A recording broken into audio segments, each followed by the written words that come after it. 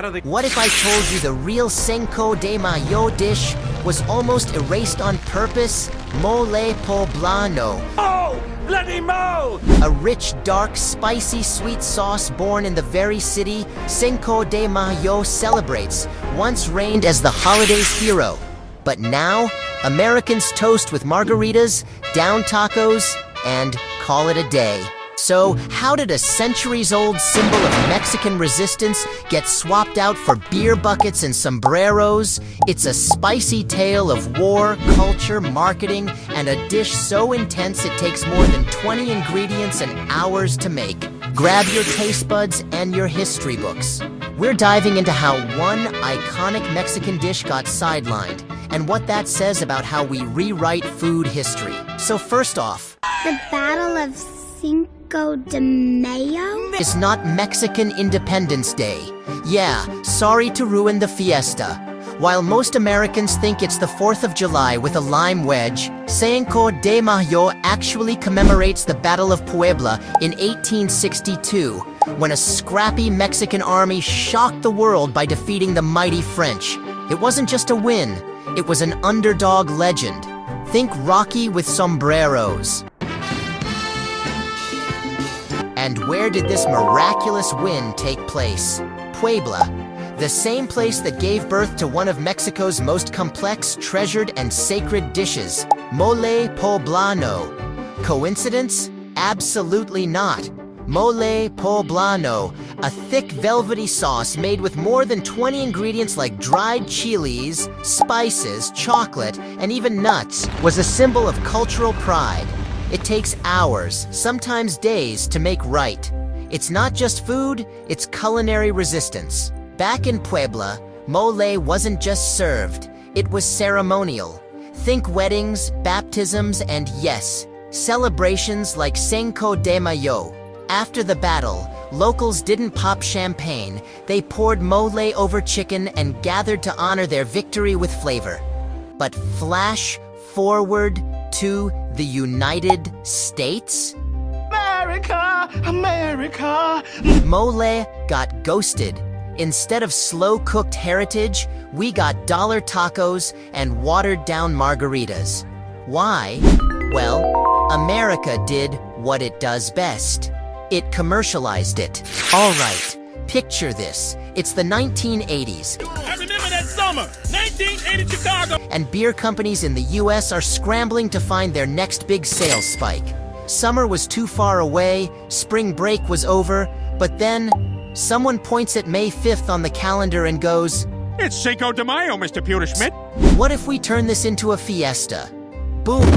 Cinco de Mayo was hijacked by the gods of marketing. Instead of honoring the Battle of Puebla or Mole Poblano, the focus shifted to beer, tacos, and inflatable sombreros. Enter brands like Corona, Dos Equis, and Taco Bell, turning what was once a day of cultural pride into a marketing bonanza. They weren't selling Mexican history, they were selling party vibes with salt rims and sizzling fajitas. And poor mole? Mole was too complex, too brown, too messy, and way too un-Instagrammable for 90s America. You couldn't pour mole into a plastic cup and charge $12 for it. So, it got quietly pushed aside. No catchy slogans, no neon signs, no Mole Mondays.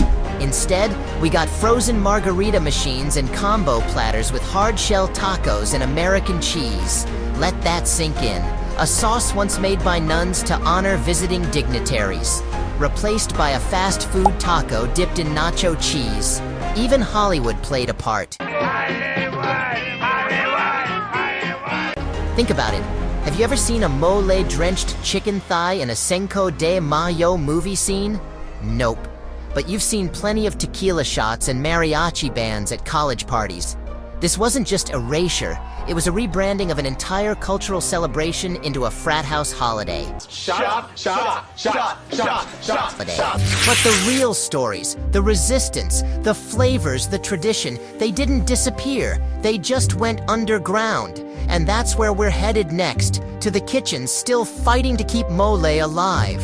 While America was busy turning Cinco de Mayo into a spring break sequel, something powerful was happening behind closed doors, in abuelita's kitchen, in little mercados, in family-run taquerias that didn't care about marketing trends. Mole Poblano never died. It was protected. Imagine this: a modest home kitchen in East LA. Grandma stirring a pot with 30 ingredients, including Mexican chocolate, chilies, almonds, cinnamon, and a story for every step. No shortcuts, no jars, just 6 hours of roasting, grinding, simmering, and a sauce so sacred, some families guard their mole recipes tighter than their Wi-Fi passwords. In places like Chicago's Pilsen District or Houston's Second Ward, mole became more than a dish. It became resistance. It whispered, "You can sell all the frozen margaritas you want, but this is our real celebration."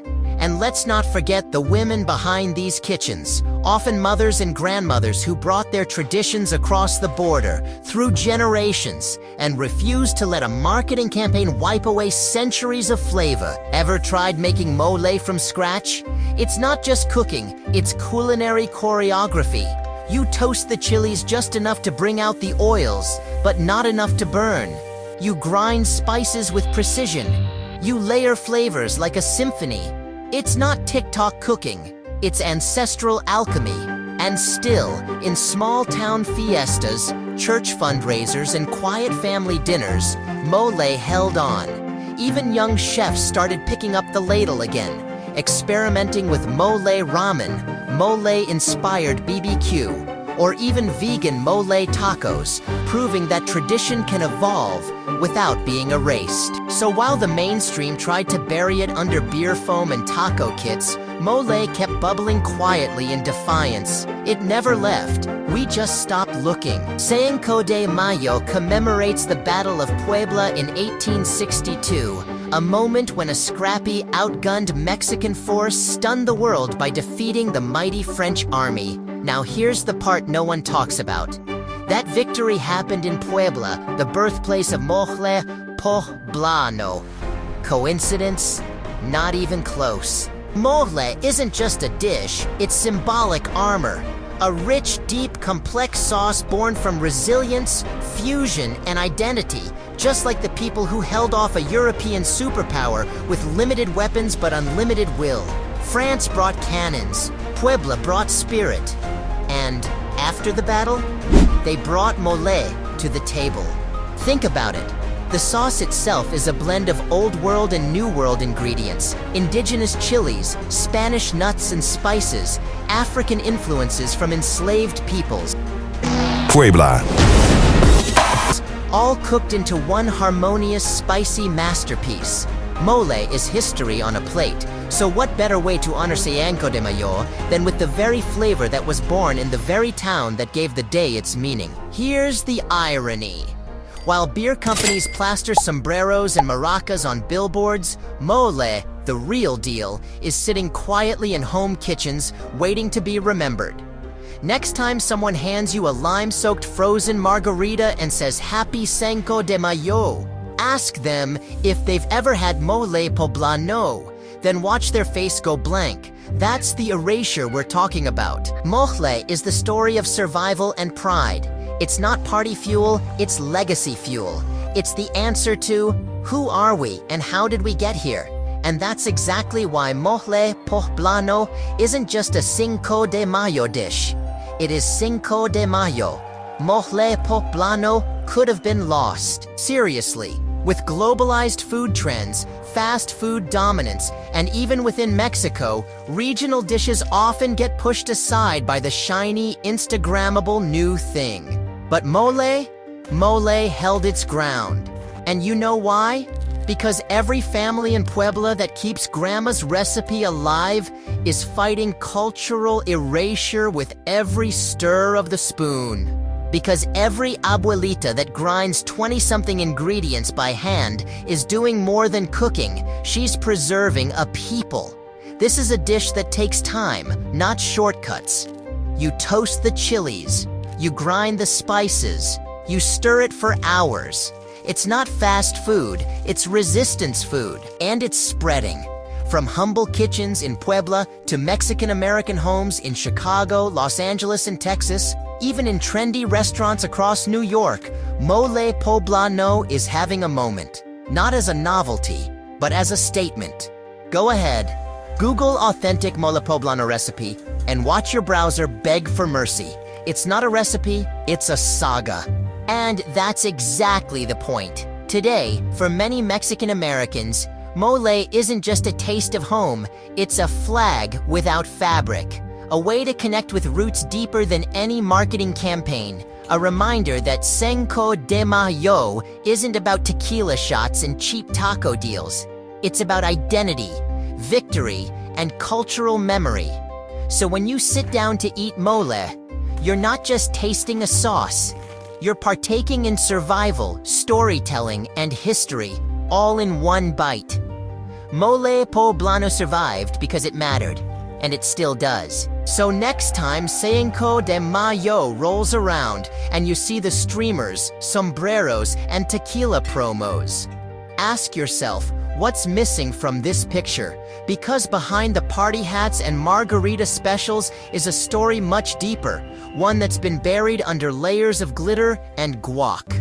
A story of identity, resistance, flavor, and a dish that's refused to disappear. Mole Poblano isn't flashy. It doesn't come with a toy. It doesn't fit in a cardboard box, but it carries the weight of a people who refuse to be erased. One chili, one spice, one secret ingredient at a time.